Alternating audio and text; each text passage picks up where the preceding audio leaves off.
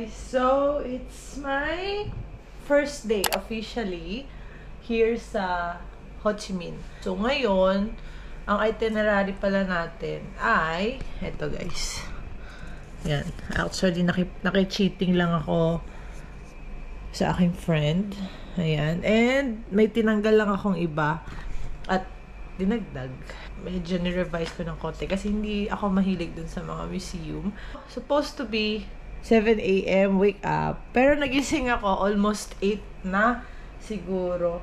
Ba't ganun? Parang ang tagal ng oras dito. Kasi kanina pa ako nagre-ready. Tapos 8:41 pa lang ako, guys. Ayan. Hey guys! And I'm all set. Palabas na ako. Suot ko na yung backpack ko. Ito pala guys, may papakita ko.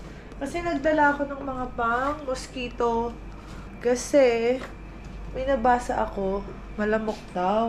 Kaya tingnan mo ito guys. May kagat agad ako ng lamok. Kaya nagdala ako ng patch. Ito. Dito ko dinikit sa loob. Kasi, guys, takot ako magka-dengue. Ayun. So, palabas na tayo. Water. I have my cup doon sa likod. Yan. Naka-backpack ako ngayon, guys. Kasi, wala lang. So, ayan. Ito, may itinerary for today. Oh my gosh. I'm alone today. Oh, magpapabango pa pala ako. Wait, guys. Nasaan ba yung aking perfume? Siyempre, dala ko ang aking perfume from, wait, kailangan ko ba itong tissue? AC Collection. From AC Collection. Hindi, wala lang siyang tatak kasi nilagay ko lang siya sa bote. Wait, nasa yung takip. Ito. Bango. Actually, this is one of my favorite scents sa AC Collection. Yung Sunday Morning. It's inspired by Hermes Citron Noir. So, ayan, papabango tayo.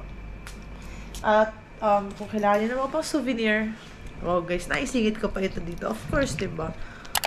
Kailangan nyo, ayan, very handy for travel. Yeah. So, let's go out na.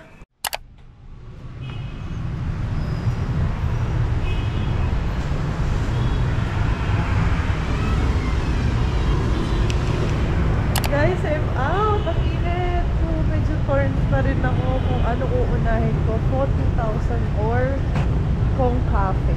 So, wait, check natin. Guys, parang Manila lang. Parang nasa Pinas lang ako, guys. Yan, yan. So, unahin natin, guys, yung 42,000 para mainitan muna yung ating tiyan kahit mainit na ang panahon. And guys, para na tayo. Wala lang, Pinas lang na iniba lang yung salita ng mga building. So, yan. We're walking. Ingat lang siguro kasi hindi ko sure kung may mga snatcher din dito. Kasi, yes, I'm holding my phone in the street. Approximately 1 kilometer, 14-minute walk. Balitaan ko na lang kayo guys pag nandun na tayo mamaya. Ang init! Ang init, buti na lang nagdala tayo ng sunblock. Guys, I'm so like local here na, oh. I'm walking in the street of Vietnam, Ho Chi Minh. So, around 900 meters na lang, 12-minute walk. Grabe. I think ito ang pinaka magiging challenging na trip for me kasi mag-isa ako. Tapos, sa country pa na hindi English yung salita. Kasi ang hirap makipag-converse. Ang hirap makipag-usap. Lalo na pag hindi English. Nung nag-Australia ako, mag-isa lang din ako. Pero hindi mahirap kasi like, ang lakas ng loob ko nun. Kasi English. Pero ito Vietnam. Hello. Hamalay, hamalay, hamalay. So, hindi ko maintindihan yung mga salita nila. So, bahala na guys. Achi, Jen, be proud of me. Big girl na ako guys. Kaya ko na mag-isa.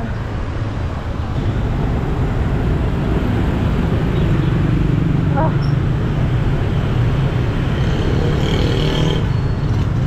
Guys, ang daming motor dito, nakakatakot tumawid. Kung napanood niyo yung movie na yung Tourist in Saigon ba yun? Medyo totoong nakakatakot tumawid. 500 meters. Nakakaliw lang. Parang ang mode of transportation nila dito ay motor. Pero gusto ko rin ma-experience sumakay ng train nila. Hindi ko lang alam, parang wala akong nakikitang train station. So, ayan o.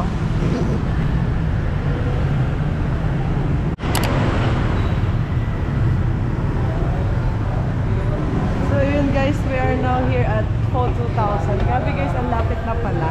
Nagpaikot-ikot lang ako. Oh, medyo magulo yung maps. Nag-grab na lang ako.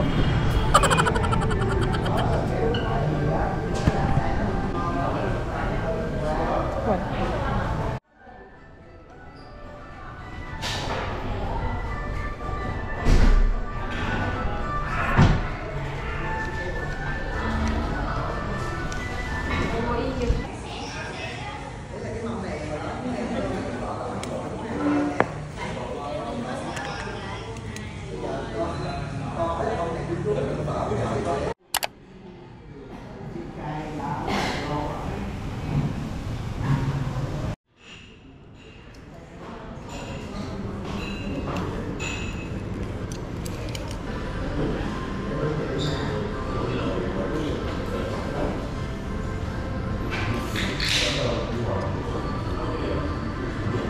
Sarap guys.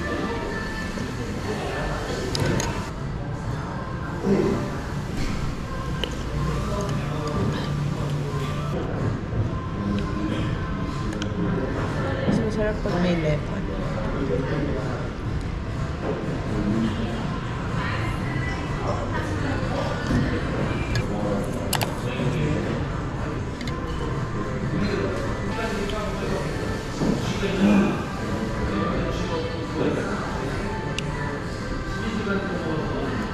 Yan, so guys, tapos na tayo kumain dito sa Pho 2000. Ayan guys, JM. Nakakain ako dito, JM. So ngayon, originally my plan was to go to Hong Cafe. Kaso medyo busog pa ako, kaya siguro magpapababa muna ako ng kinain dito sa, feeling ko ito na yung Bentan Market. Ayan. Tingin tayo ng pwedeng ipasabay. Kung meron, editing na natin.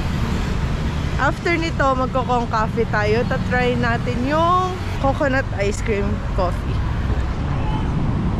By the way, yung food pala is masarap, guys. Masarap yung food sa Pho 2000. Ang init, guys. Tawid muna tayo. Guys, para lang tayong nasa sa tatawid ulit tayo dito. Feeling ko ito na yung Bentan Market. Yan, kasabay tayo. Ito na yung Bentan Market, guys. Ayan. Ang daming mga anik-anik. Ano bang mabibili dito? So, hindi ako mahilig mamili eh. Unless may target na akong bilhin. Yan. Bentan Market. Para siguro siya Chatuchak Market, guys. Yung sigurong Bentan Market, guys. Para siyang Chatuchak Market. Pero mas maliit na version. Yun kasing Chatuchak ay sobrang laki. Yan, hanap tayo ng mga mabubudol.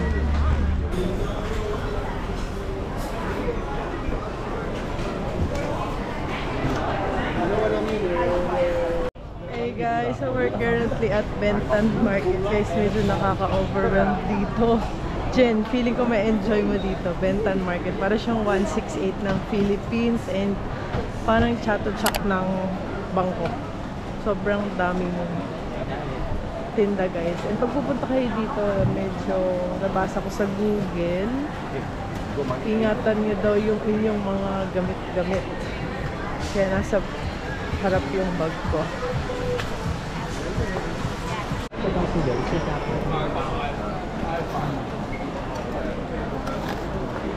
Can we walk down here?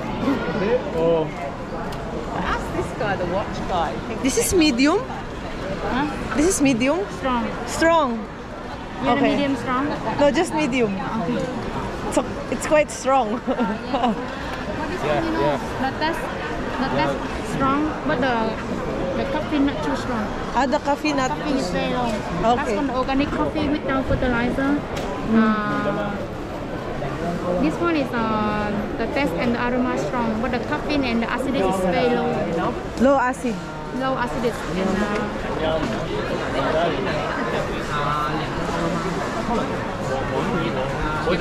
With milk naman, guys. this one is we sell how much?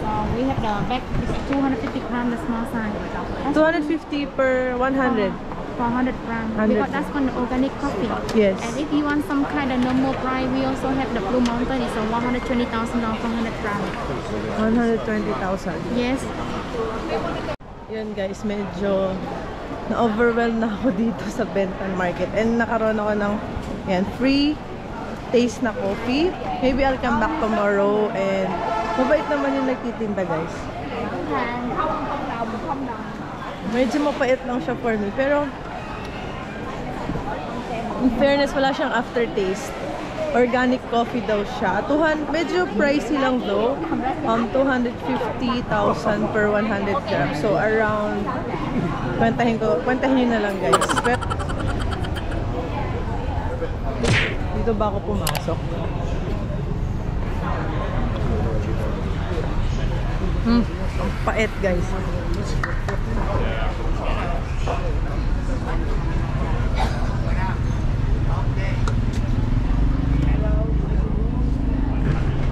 Oh guys, binigyan ako ng calling card.